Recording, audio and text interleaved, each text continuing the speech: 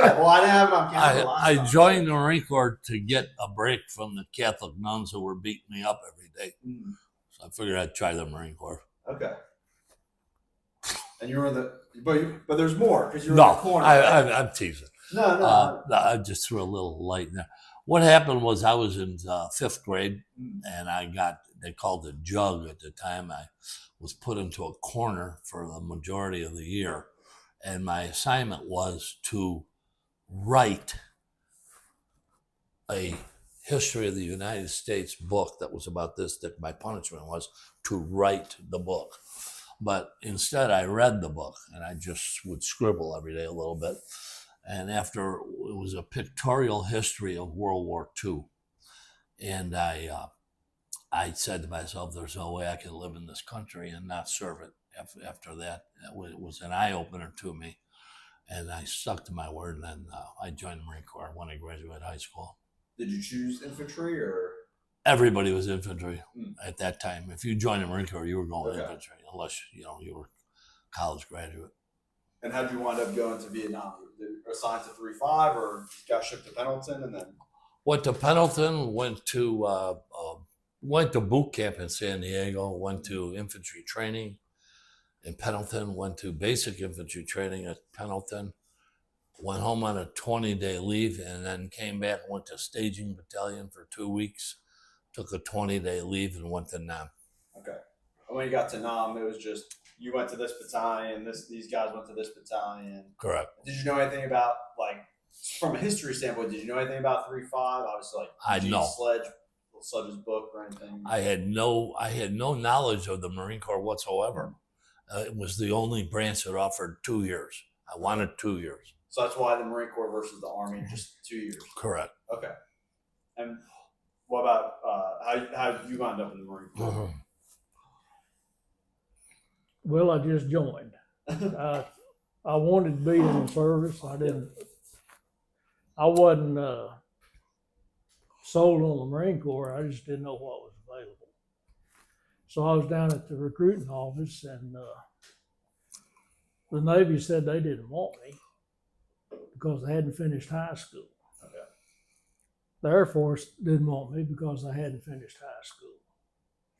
And the Navy guy said, why don't you go talk to the Marine recruiter? So I went down and talked to the Marine recruiter.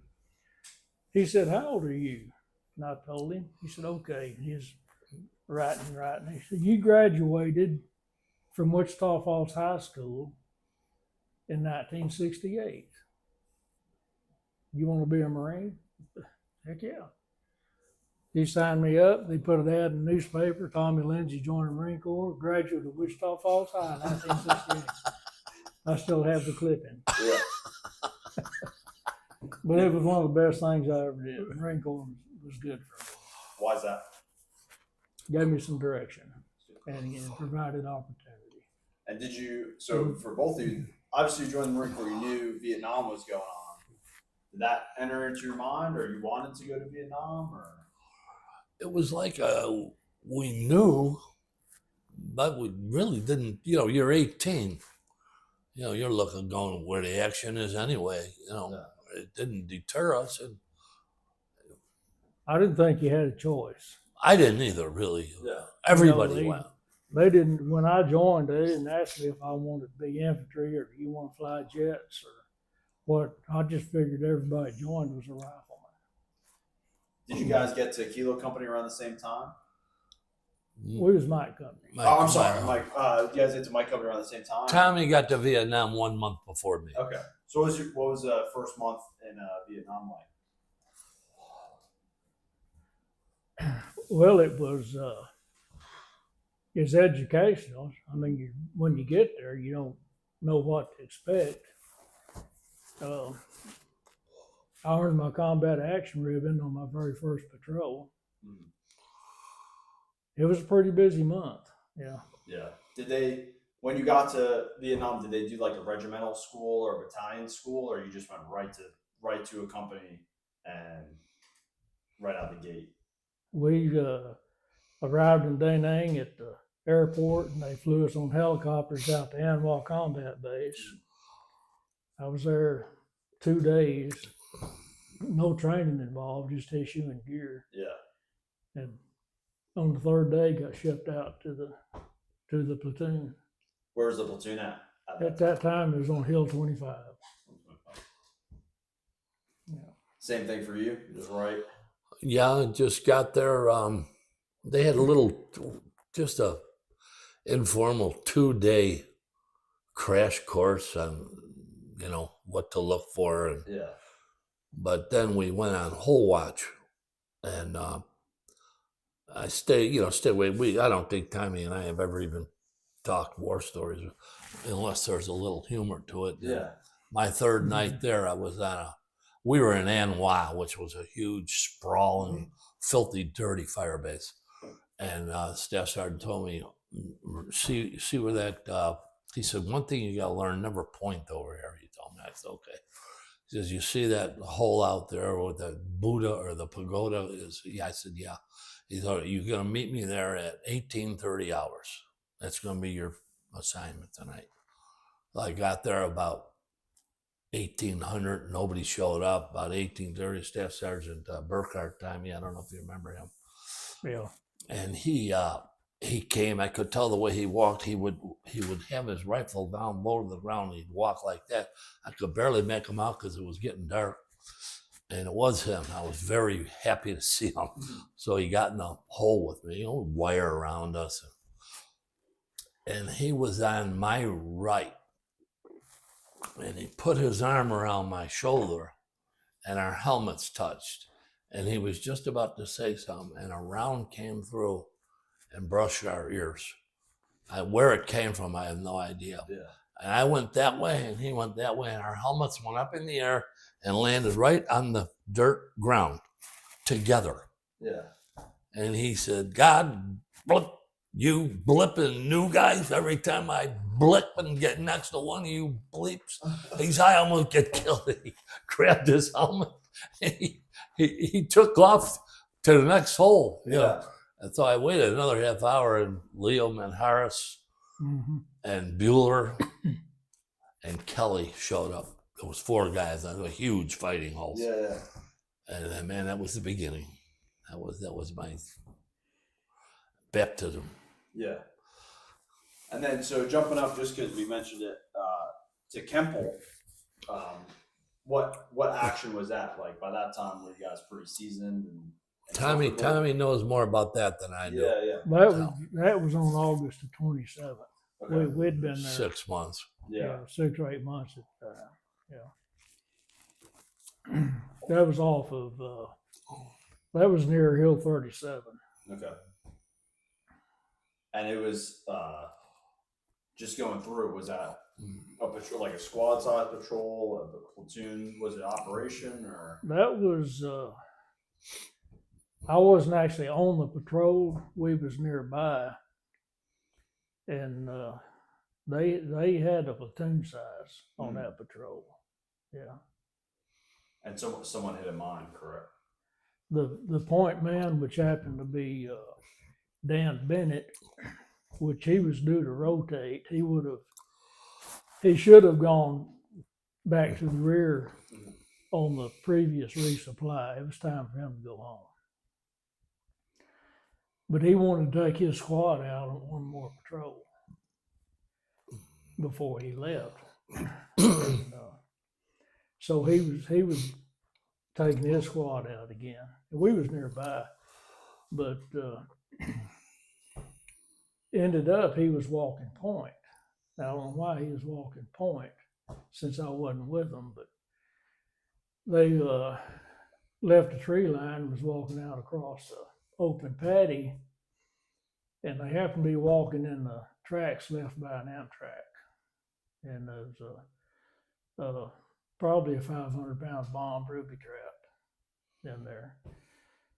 And Dan tripped it, and it injured him really bad, and 2 or 3 others.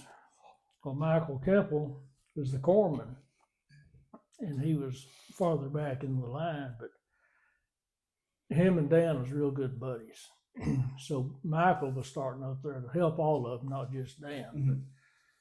but he was going to help the injured. Well, he headed to Dan because Dan was the most serious injured.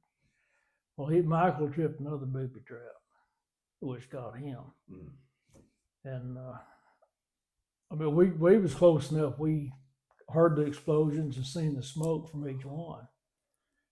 So we geared up and started in their direction. We didn't know what had happened. And anyway, loaded them on helicopters and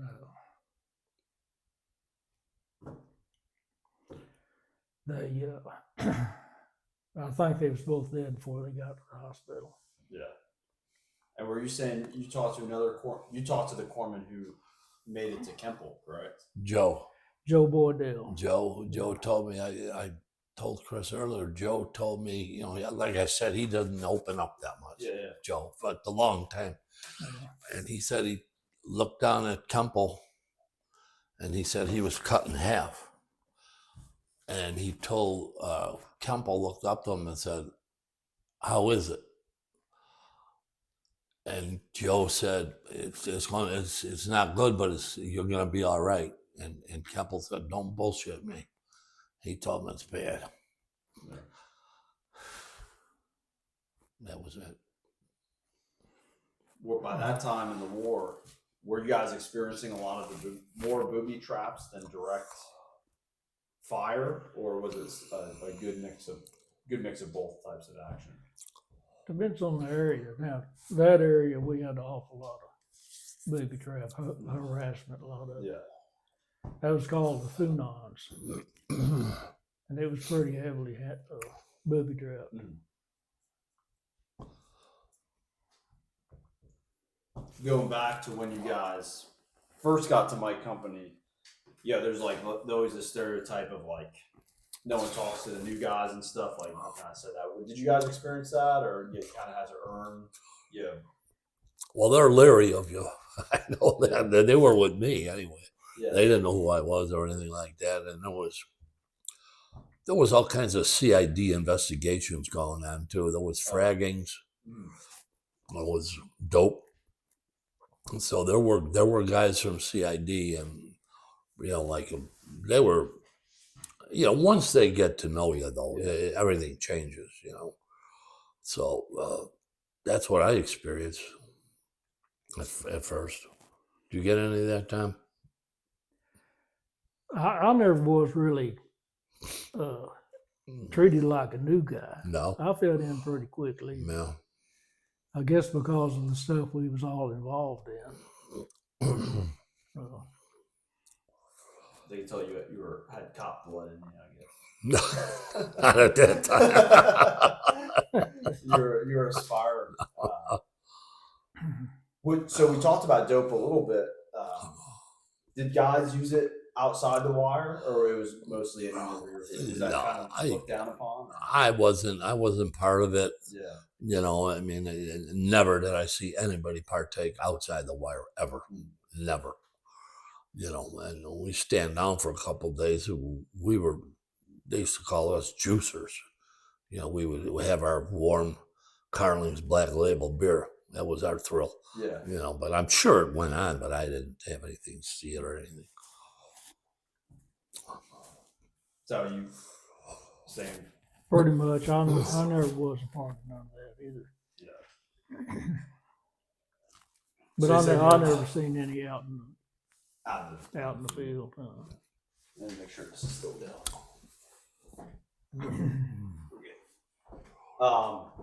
So you said no war stories except funny ones. Right? We already broke that rule, but like, what's a good funny experience you guys had? Oh man, there was so many. Man, there was a lot of laughs. I mean, they say, you know, it was rough. It was miserable. I hated it, but there were some great laughs over there. I remember we were on 52.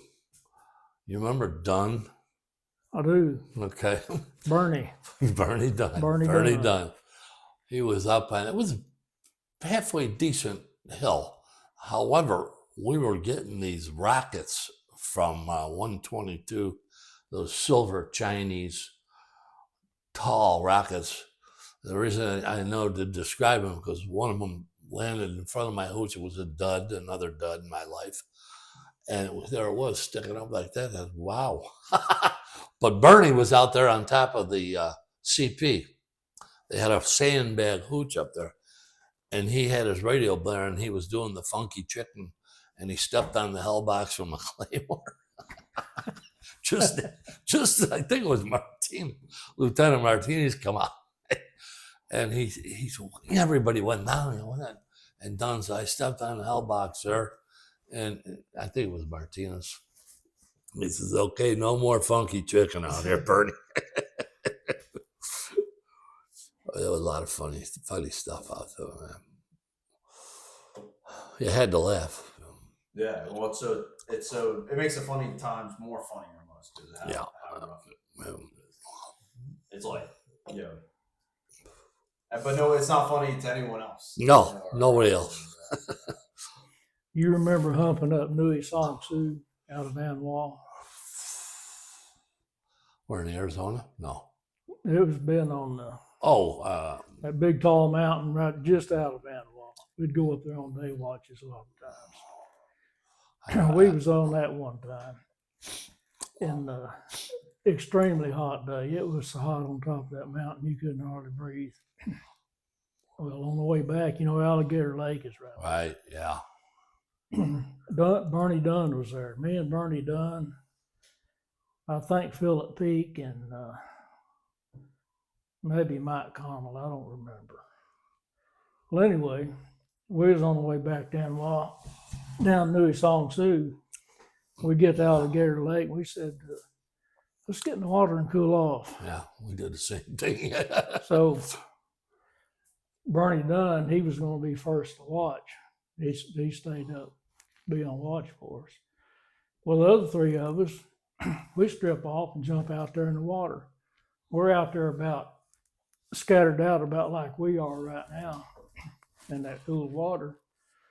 Right in between us pops up a head about the size of a German Shepherd dog sticking a forked tongue out at us. He was what? Yeah, a big lizard of some kind. I mean, he had a head like that. Really? And all three of us just almost walked on water getting out of there. Well, we get up on the bank, up on the street there. we run to get our gear, and we're all throwing hand grenades out. And a couple of them getting their 16, just firing all in the water. Well, by now we drew a crowd. There's kids and peasants walking up and down. Here's three naked Marines standing on the street throwing hand grenades in the pond. Nothing floated up. Didn't know what it was. But I wondered for years and years what that was. When my nephew went to Thailand a year or two ago, he come back with pictures. Well, right there, he had a picture of one of them things. No kidding. With his head up in the water, about that high, and had that tongue stuck out. That was it? And I said, what in the world is that? I said, I wondered for years what that was. He said, that is an Asian water monitor. So that's what that was. Wow. Yeah. What are the odds of him coming back with a picture of it, Yeah. So. One time, speaking of fun, it was funny at my cost. Yeah. Okay. Which is great for me. So we're on, you remember that little hill right outside Ross, where the trail would go down and the LZ was down there and up there, okay, and you had the mountain range around you, okay. We were there a lot. Wasn't a bad place. So one time this resupply come in, 46 come in, about 6 o'clock at night, touchdown, kicked off 2 bags of mail, some sea rats. As he was taking off, going back to Ross, Jerry Deline was a radio man. He radioed back and said, there's 3 gooks at the bottom of the hill. Black pajamas, AKs. It looks like they're settling down for the night. And I think it was Papa Shreve. He says, Farrel, you and Charlie Blair and Taco, Denver Taco, Taco, and I think it was Chief Laughter. Picote. He says, go down there and get him. So we come running down the hill, and it's getting a little bit dark, not quite. When we get down there, we're looking around, we thought we heard something. I says, look at this. There's a freaking cave opening right there. You know, I'm looking at the side of this big boulder. I says, you guys back up. I'm going to throw a hand grenade in there, you know. I get as close as I can. I take this grenade and I threw it. Perfect throw. But it was a shadow. And it was a rock behind it. This thing came back at us. Went right over our heads. Landed about 10 feet away and went off. You know. And what was that? You know, the radio. What was that? What was that? Just, you know, checking. Recon by fire, Lieutenant. The three guys are probably gone. Yeah, right. Yeah. They're probably laughing their ass off. Yeah. But we had some good times. What was the most scared you ever were in the country? The scariest thing there. Tommy, when why don't you tell him about Troy and you guys, and when you had to run back to the fire base for help? Oh, that was Mike that ran back. Oh, is that Mike? Yeah. Rivera? We was on a daytime listening post. My fire team, me and John Young, Dave Kurz, and Mike Rivera. But really didn't have time to be scared on that day. Was Troy there? Uh-uh. I thought Troy was there. Uh-uh. When they hit the radio? No, it was me and John and Mike and Okay. Dave. You know. Anyway, we was on this daytime listening post. Well, we heard some of the people making a lot of racket. They was running down the street. The farmers, the Vietnamese people, was running.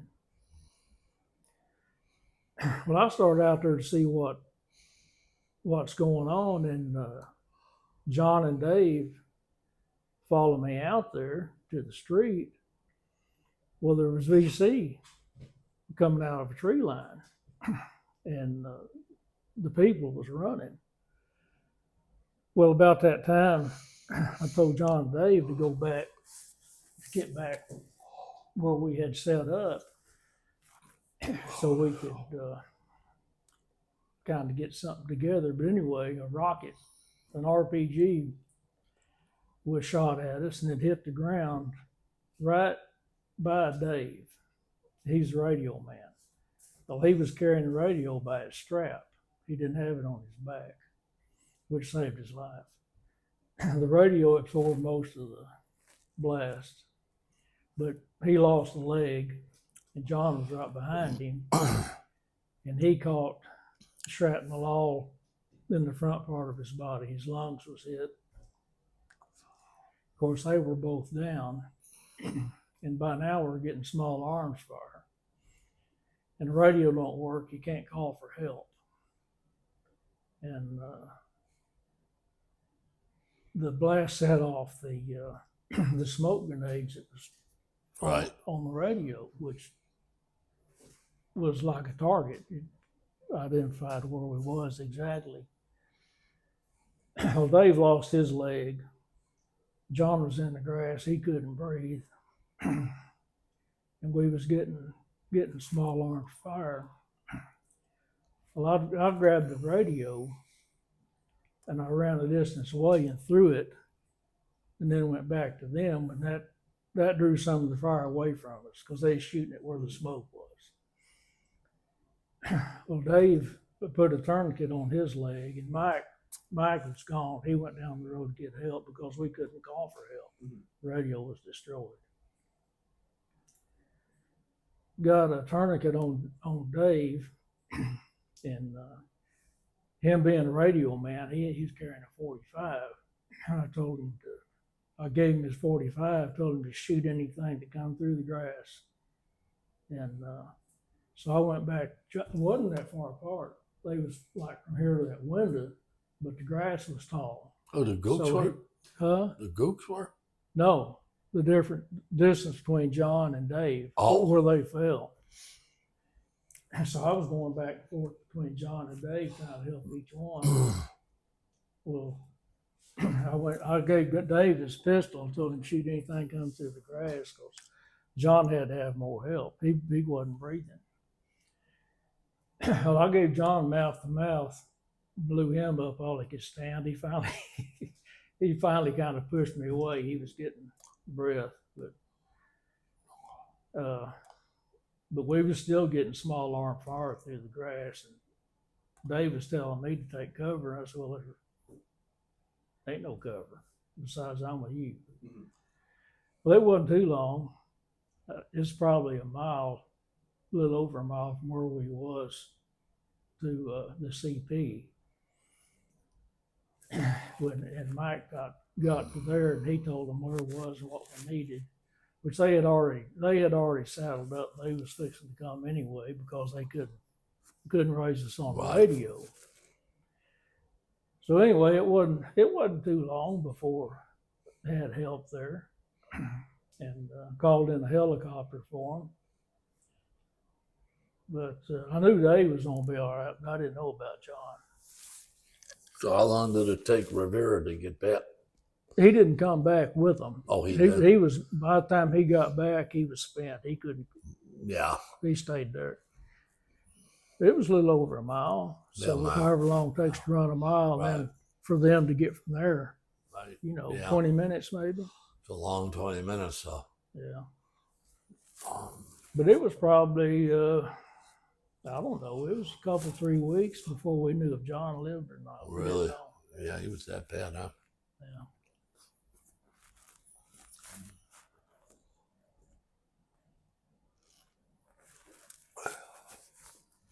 What about you, since you pawned it off on him? Oh, man. Oh, man. I tell you, you have a tendency to go into a zone. Mhm. Fear comes in so many different sizes and forms. Some guys are oblivious. Everybody's scared. I mean, there ain't nobody that ain't scared. But I don't know, man. When I would go into a zone because of my fear, a lot of it I don't remember. It's weird. Probably on my birthday that I told Tommy, June 29th, 1970, and an RPG go off in front of me and one behind me. And there was some high grass, and I saw the grass like the movie, The Children of the Corn. The grass goes down at supersonic speed. Yeah. And I thought it was a wild pig. And it was a dud round, another dud in my life. Through my legs, hit the berm behind me. Automatic rifle fire, and you just, I don't know, with me, I don't really remember. I know Kenyon, do you remember Kenyon? Kenyon, he was amusing, Kenyon. He was one of these amusing Marines, Yeah. He grabbed a 16 and did like a John Wayne into this tall grass where they were, the enemy. I remember that. I remember seeing him do that. And Randy Pelt was there, our lieutenant, a great guy. And Bueller was there, and Brother Sarge was there, and they all came running over. But when it was over, it's like, you smell the powder, and all of a sudden, what the hell just happened? It's wild. Fear can be your friend or your enemy. You kind of just operated. Yeah, the zone. Did your job, yeah. Yeah. So, but then there was Stack Arms. Yeah, Yeah. that was scary. Now that was fear. You want to hear about fear? Fear is when they take you and they take you down to the beach and they take your weapons from you, and you're on the beach surrounded by security, and they have stakes and cold beer and shows going on for 3 days. Stack on. That was frightening. It's like surreal. It was like, wow. Oh, 18 years old and all the beer you can drink. yeah. Steak, beer, ocean, strippers. Yeah. China Beach? I guess it was. It looked like it. The kid that was there with us. There was a kid there that was with us. I got a good one for you. He wore glasses. He looked like a version of Dennis the Menace with freckles and like reddish brown hair. I think he was an office pogue. I remember I'm a very quiet, nice kid. Him and I we rented, or they had rafts there. So we would go out and do the waves. It's kind of like two city kids surfing. We had a ball together. And next time I saw him, we were in Ross, and he was going home. And I came out, and I saw him sitting on the company steps. I says, "Where are you going?" He goes, "I'm going home." I said, "Really?" And at that time, you had to carry your SRB home with you with the death grip. Because if you lost that, you'd get lost in the Marine Corps somewhere, So he had a thing, and he had black framed glasses with that band behind him. And he was a chain smoker. He'd light one cigarette off the other, like this. And you remember right outside the company office on Ross, there was a Ville down there. Mm-hmm. And there was an LZ off to the right. And he says, "Well, I got to go." I said, "Okay, man." I said, "Good luck to you." I shook his hand. I said, "I'll walk down the LZ with you." So I walked down the LZ, and somebody yells out, "The birds are coming in." I said, "Okay, take care." All right. Shook his hand. I walked back up to the same steps I was sitting on, and a 46 comes in, and they all got on, and it took off, and it went like this. Boom, boom, boom, boom. And it turned sideways, and the blades start hitting. And everything under the sun went up in the air. Mama San's blouse. There was nobody killed. There's a funny ending. There's shit's flying in the air. There's dirt flying, parts of propellers. Shit's breaking off hooches. Shit's coming in the air.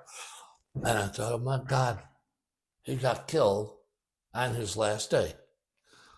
And we all stood there and we're watching him. Like I said, it'd be about 5 minutes later, you'd see Papa San's pants floating down. It was amazing. It just cut up the earth. And they had a bunch of people on there. Oh, man, that just suck, So about 20 minutes later, this kid comes up through the wire. He's going like this, hand in hand, over the wire with his SRB still under his arm. And they help him off the last strand. He looked like you after stack arms. Oh yeah. He had little razor cuts all over him. His utilities are shredded. Okay. He's got shit on his glasses. He comes back up. Here he comes walking. I went like this. Oh my God. So I go, "Hey man, you okay?" And he goes, "Yeah." And he comes over and he sits down on the stairs and he's tattered. He's completely shredded. And he pulls his cigarettes out and he's got a cigarette like this and he's got his lighter like this, And I lit a cigarette for him and he sat down, never said a word. This was the zone he was in. He never said a word. He just sat there. And the leader, somebody came out and said they're coming back in. They had a couple medevacs and that. He says they're gonna land over there. He smoked a cigarette like this. He starts right at. I says, "You better get down there." He got up and walked back. Get on another helicopter. Can you imagine this guy on the next helicopter? But that was the kind of goofy stuff. Yeah. Surreal. Yeah, it was, man. No, no, nobody will believe it. No.